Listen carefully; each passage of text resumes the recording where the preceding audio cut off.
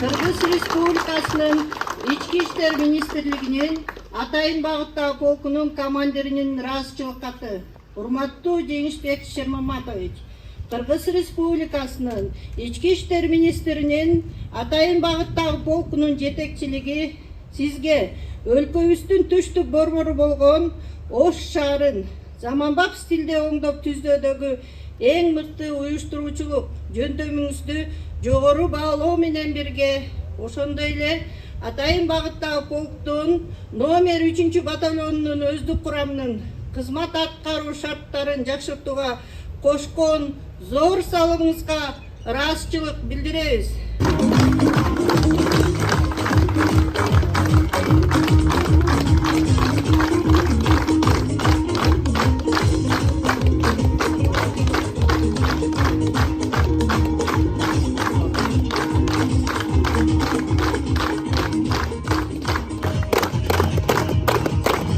Саламатсыздарбы, урматтуу милиция кызматкерлери, урматтуу бул чакырылган коноктор, урматтуу коллегалар, мен силерди абдан урматтап сыйлаймын.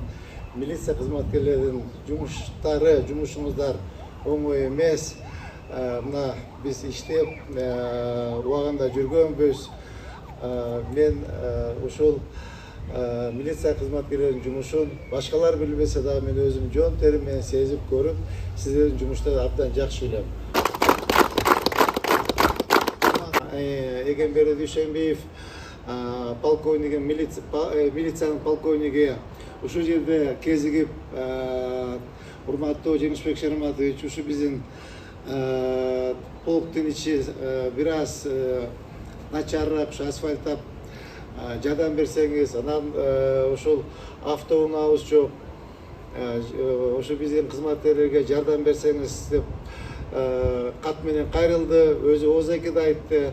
Ошол урматтуу полковнигибиздин бир ооз сөзү менен мынакей сиздерге короңгорду асфальттап, таптакай мына автоунааны белек кылып отурабыз.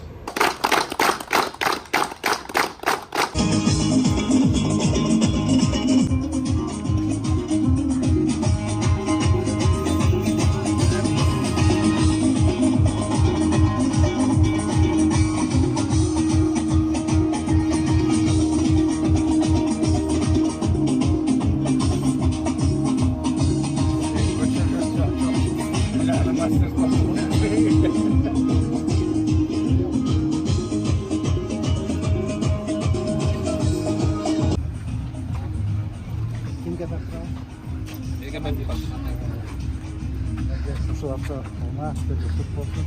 Жакшы күн карайганда 2 калат.